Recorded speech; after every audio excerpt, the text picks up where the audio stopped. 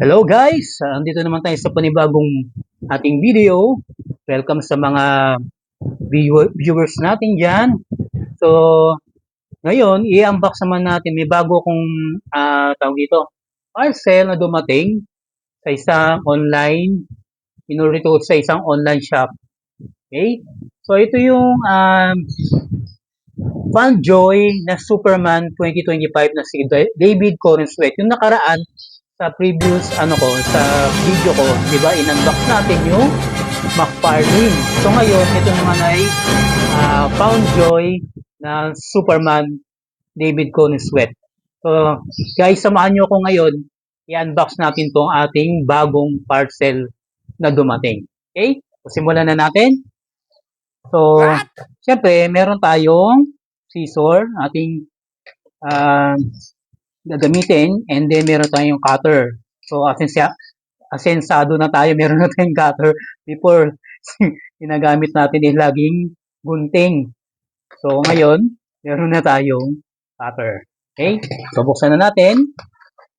So, excited ako dito kasi tong Fanjoy na to, nakita ko na medyo maganda yung kanyang quality, and then mas 90% yung kahawig ni David Corenswet. Okay? So ito, buksan na natin ang parcel. Naka-bubble wrap siya. Wow! So ito, kitang-kita agad. Wow! So yung box niya, ito yung kagandahan sa Fanjoy, no? What? Yung box niya is para siyang VHS type, kung naamutan nyo pa yun guys, yung box ng VHS, papanahunan ko pa yun, sorry. So yun, so ang ganda siya, para katulad siya ng isang VHS na naka-box, kasi ganito yung mga boxes ng mga VHS okay? So naka-plastic siya, tapos andito yung picture ni David Corenswet na flying sequence siya. So, review muna natin itong box. So, ayan. Yung nakalagay na DC, and then DC Studio, and then yung logo ni Superman na bago, and then nakalagay dyan Superman one and a half time. Ano ba yan? Bulo na naman. Scale action figure. Okay? Tapos nakalagay yung Fanjoy. F-O-N-D. Ni-spell pa talaga, no? Joy. Joy, yung masaya. Siyempre, meron bang joy na malungkot? Okay, and then yung DC logo ng Superman and WB. Ano ba yung WB? Warner Brothers. Sa mga hindi nakakaalam dyan, so pinapaliwanag ko lang yung WB. Okay, isipin nila, ano ba yung WB? Hindi naman sinabi. Warner Brothers. Ang Warner Brothers, isa sa mga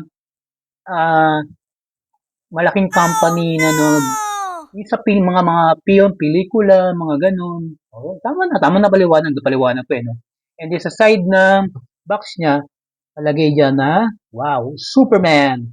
Diba? Fanjoy. Hindi na talaga ng box niya. Tapos may mga graphics siya, guys, no? Mga Superman comics, mga ganun. Yun lang. And sa likod naman niya, yan, kitang-kita natin, no? What? Yung action figure, and then yung action figure na nakapamewang siya. And then, yung accessories. And then, ayan. Kayo na lang magbasa kung kaya nyo basahin. Yung mga word na yan, basahin nyo na lang. Ayan. Translate nyo na sa Google. And then, yung barcode. And then, QR code. So, itong QR code, minsan may mga hidden something dyan. So, kayo na mag-scan. O, ayan, scan nyo. Ayan. And then, side naman niya, sa left side, same din. And then, sa bottom, sa ilalim, sa back, sa likod, yun. English, Tagalog, ayun. Wala naman nakalagay. And then, sa top niya, wala rin nakalagay.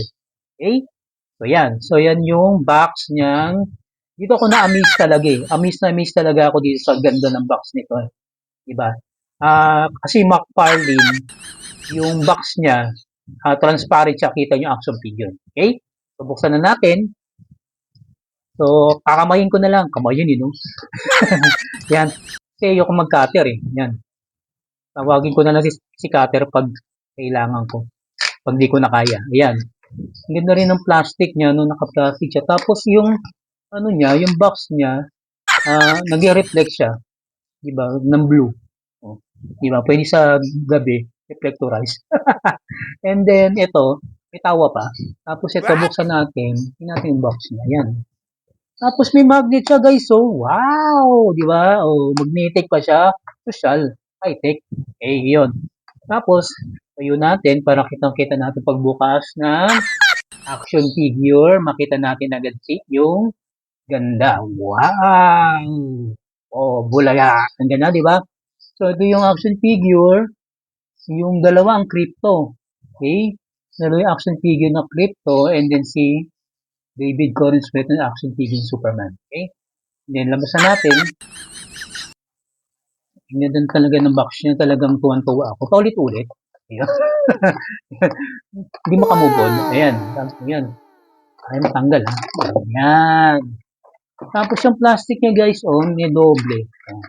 Tignan mo tayo sa likod. Ayan. Sa likod niya, mayroon dito nakalagay yung mga accessories. Okay. Parang mahirap tanggagin ha. Masyadong dikit. Ay, ayaw na.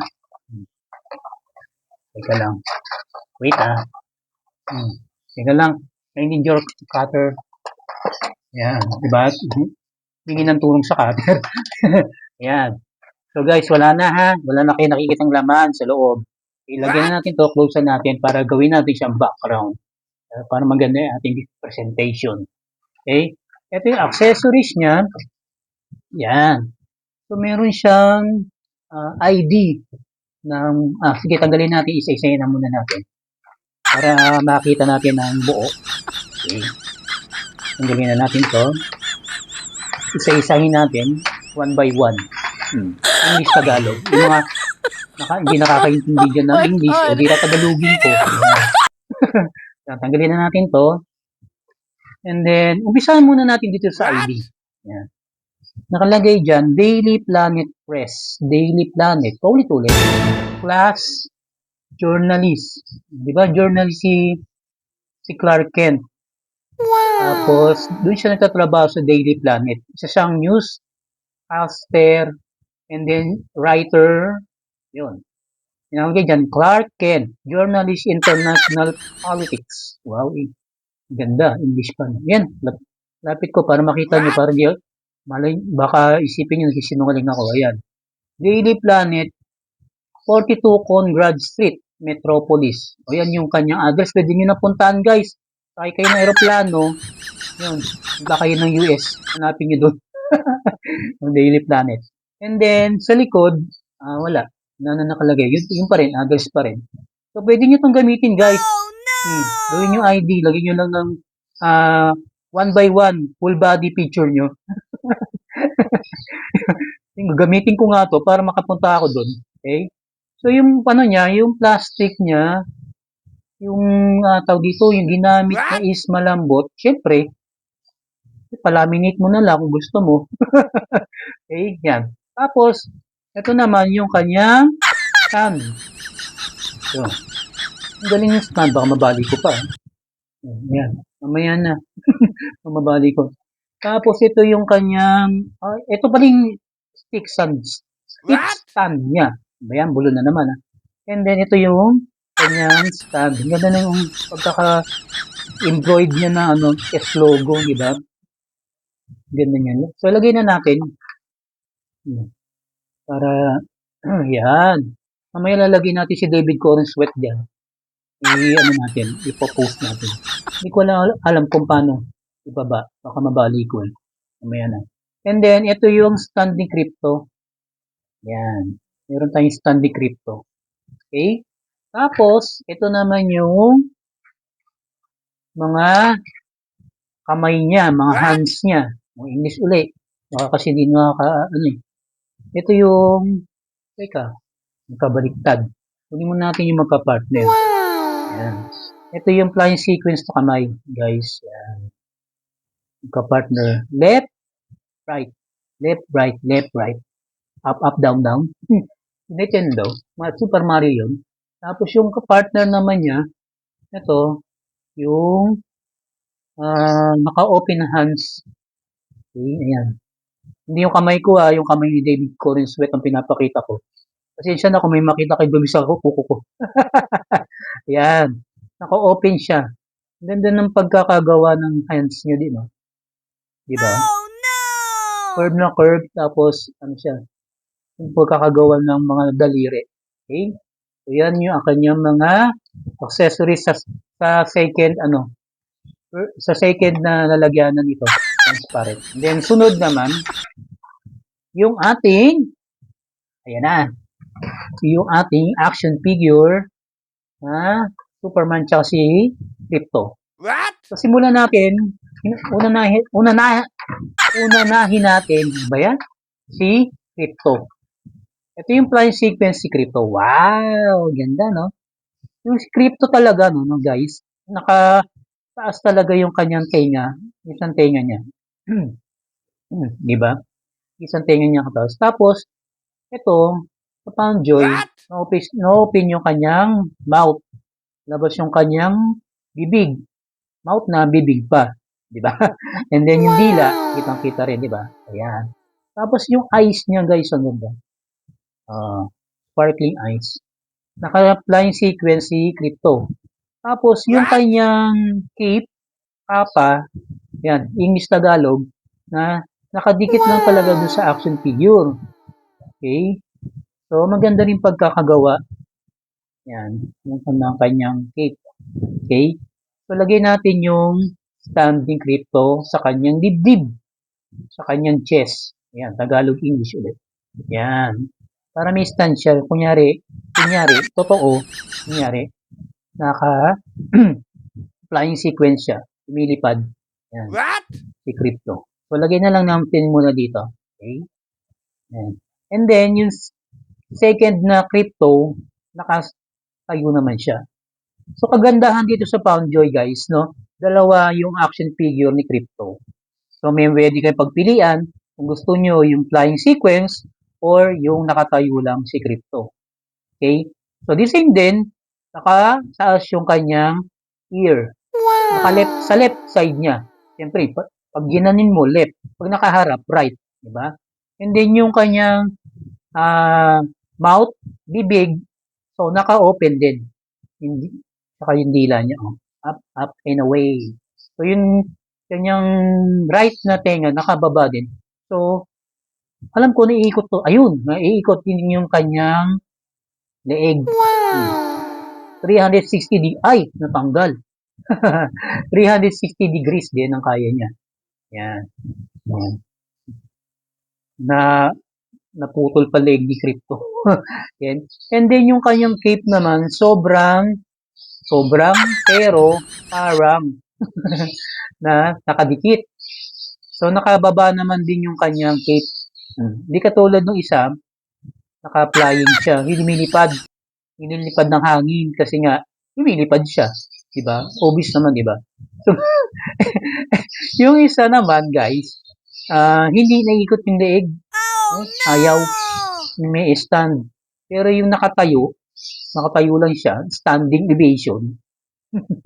Pwede. Diba? O, yan. Guys. So, yan si Crypto.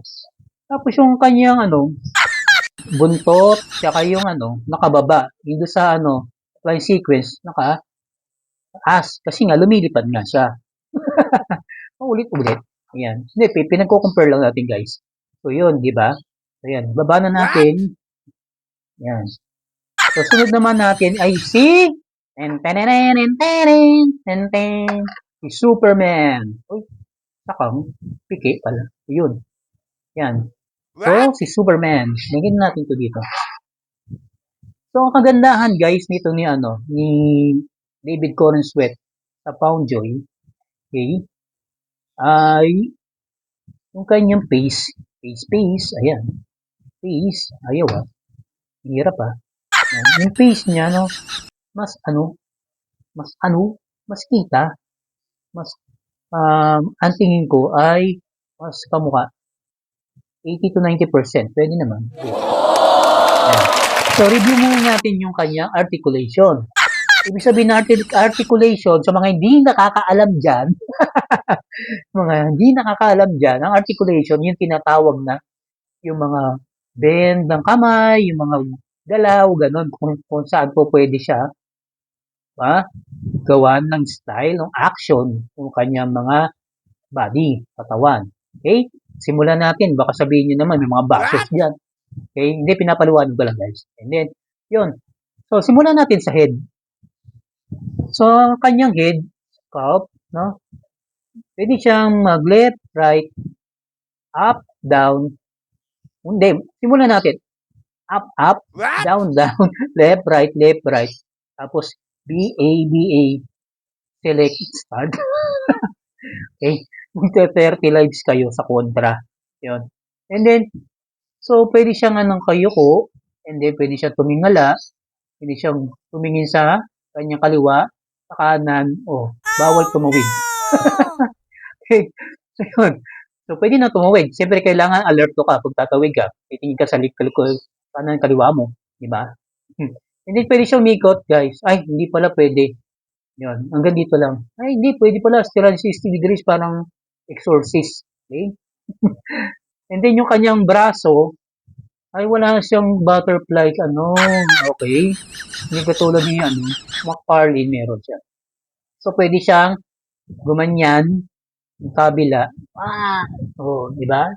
And then, yung kanyang braso, umiikot din. Ayan. And then, yung kanyang, elbow, braso, pwedeng gumanyan. May ikot siya, kabila. Ganun din. Yung kanyang kilikili. Kabila, pwede rin. Yan. Ikot naman siya, meron naman siyang bilog-bilog din. Yan. Di ba? Ang lakas daw niya. I am Superman. What? And then yung braso niya naikot, guys. And then elbow.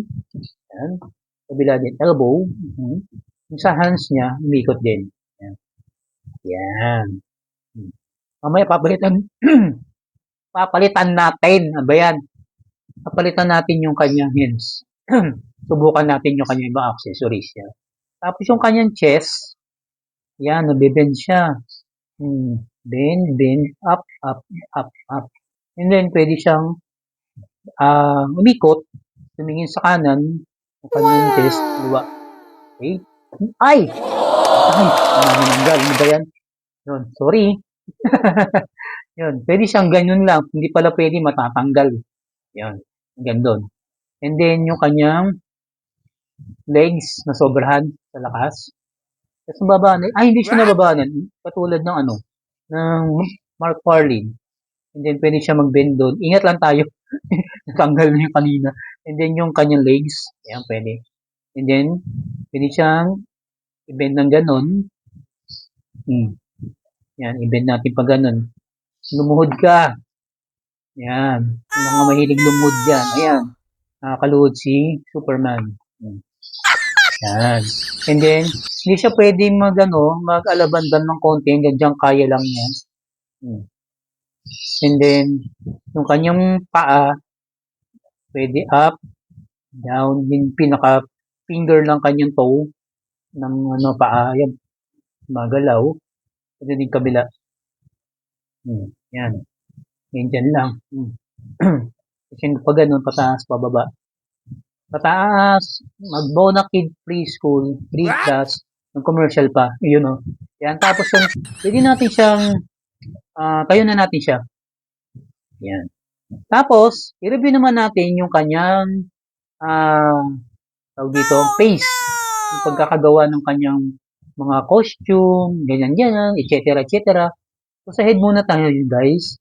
So, napansin ko, guys, kulang siya sa kilay. Lalagyan ko siya ng kilay. Okay?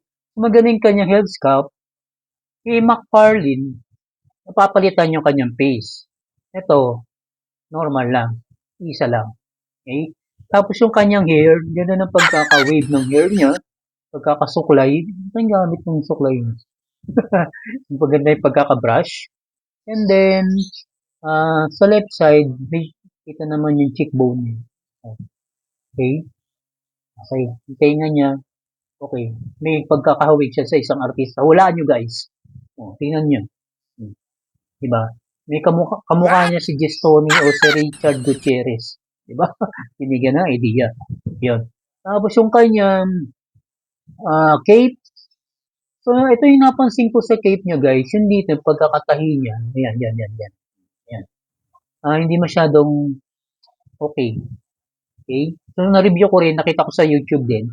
Yung mga ganito nga, yung mga ni-review din nila. Medyo mega siya dyan, negative yung feedback. Okay? And then, pero sa akin, okay na rin naman yung pagkakalagay. Again, yung cape niya, tela, same tela, saka mas wide yung kanyang cape. Okay? Yun nga lang, kitang-kita yung kanyang pagkakatahi. Okay? And then, yung pagka-embroider niya, yun yung tinatawag, embroider. And then, yung kagandahan niya, guys, yung kanyang S-logo is talagang printed sa loob ng kanyang tela. Okay? So, kasi si Backparlin talagang logo na pang S talaga eh. Okay? And then, yung kanyang wiring, may putol dito. Yan oh. Pero dun sa isa-isa hindi naman. Okay? Yung pagkakaiba nila. And then, kagandahan din ito, yung kanyang S-logo, maganda rin pagkaka-embroider, maganda rin pagkakagawa. Detail din, tsaka yung kanyang costume, may mga detalyado din yung kanyang mga yung ng kanyang tawag dito, damit, costume niya. Okay? Perfect. Okay siya. Maganda yung the same sa movie. Okay? And then, yung kanyang belt, ganda rin pagkakagawa ng belt. And then, yung kanyang tawag dyan, underwear, the same sa movie. And then, sa kanyang kanyang tawag dito, bota, sa sapatos, no? Ganda rin, detail din kagaya katulad sa movie. And then, kagandahan din sa paa, detail din yung kanyang boots, no? Yun, no? Diba? Meron siyang tawag dito, design sa paa niya. Okay? And then, sa back naman niya, sa likod, yan, ang ganda ng pagkaka-detail din, guys. Yung likod. Yan. So, sa akin, masasabi ko, marirate ko dito, 90%. Sa akin lang yun, ha? Pero sa iba, bahala kayo. Kayo mag-rate kung gusto nyo. Pero sa akin, mas okay yung ganun. Yung ang pagkakarate ko doon. Okay? So, yun, sabi ko nga, palitan natin yung kanyang hands, mga kamay niya. Try natin yung ibang kamay. Yan. Kunin natin yung naka-open yung kamay niya. Yan. Okay. Kabila.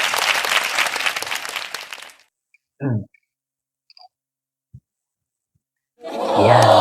So, tumutunog talaga siya pag kinakabit. So, yan. Ang ganda ng kamay niya. Diba? Napapalitan. Kasi, sa McFarlane, napansin ko, yung hands niya, dalawa siya, pero isa open lang siya, kasi baka close is. Yan. Yan. Diba? Forma ni Superman. Tapos tabi natin si Crypto, yung nalaglag na. So, dalawa yung Crypto. Kung mamili ka na lang dyan, Superman, kung sino yung original na Crypto dyan, sino yung replica. Okay? So, yan. Ang ganda ng kanyang action figure na Superman. David Coruscant. So, try nga natin guys, kasi hindi ko pa, first time ko lang din talaga to, na itong kanyang stand. Nalagyan natin si Superman. Kasi mabali eh. Kung tama ba yung pinagagawa ko. So, hindi ko pa siya alam paano, baka mabali. So, pakita ko na lang sa sunod-sunod na video, siguro. Baka kasi sensitive to. Hindi ko alam kung paano siya nabibend. May bababa. Baka mabali siya. May punong-tunog pa nga. Yan. Yan natin. Kung paano mo siya ibaba. Diba? Mahirap siya mailagay kung paano siya ilagay si Superman. Yan. So, yan. Yan, guys. So, yan po. So, pakita ko na lang din sa inyo guys kung si McFarlane, kung ano yung pagkakaiba nila. Pakita ko lang sa inyo. So, nandito sa tabi ko, si McFarlane David Corenswet. Ito yung aking McFarlane na sabi natin si Crypto. Tapos ka dyan, Crypto. Ito yung McFarlane version. Oh no! Yan. Diba? Panoorin nyo na lang guys yung pag-unbox ko kay McFarlane version na David Corenswet. Yan. So, the same height naman din sila guys. Okay, ayaw tumayo. Yan. Tumayo ka. Tumayo ka! Yan. Diba? So, yun yung sabi ko sa inyo guys. Na si McFarlane, saka tingnan nyo na lang yung pagkakaiba ng comparison. So, magbibideo na lang ako guys ng isang video nga na comparison nitong dalawang to. Okay? Kasi, syempre, siya ang bida eh. Siya ang in-unbox natin. Siya moment niya yun. Diba? Pangit naman na ipakita ko sa inyo yung moment niya. Extra siya. Diba? Okay? So, yan. Kitang-kita nyo, may electric fan, nininipan yung kanyang kita. Okay? So, yan guys. Pati doon, ipapakita ko sa inyo comparison din ni Crypto, okay, na action figure. So, yan. So, guys, kung nag-enjoy kayo, nagustuhan nyo itong video ko, so don't forget to like, subscribe. Lalong-lalo na yung subscribe ha, guys, please. Sa mga tatuwa sa aking video, saka gustong sumubaybay, to follow ang buhay ko. Huwag naman buhay ko. Siyempre yung mga unboxing natin, yung mga ganitong video natin, don't forget to subscribe and then click the notification bell para ma-notify kayo guys pag may mga bago akong videos, mapanood nyo agad. Diba? Ma-notify kayo sa cellphone nyo, click, gaganon-ganon, tutunog siya para ma-alert kayo na may bago akong video. Okay?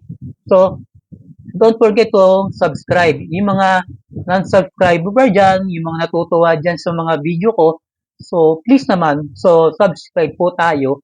Kasi isang bagay po na makakatulong po sa atin para magtuloy-tuloy po ang ating video, maibigay ko po sa inyo yung mga gusto nyo makita. Kung bibili kayo ng isang bagay, isang action figure, i-review nyo muna para makita nyo po kung ano yung review natin, kung maganda po siya o hindi. Okay? So, maraming salamat po sa inyo. Take care always. Ingat po lagi. Bye. Thanks guys.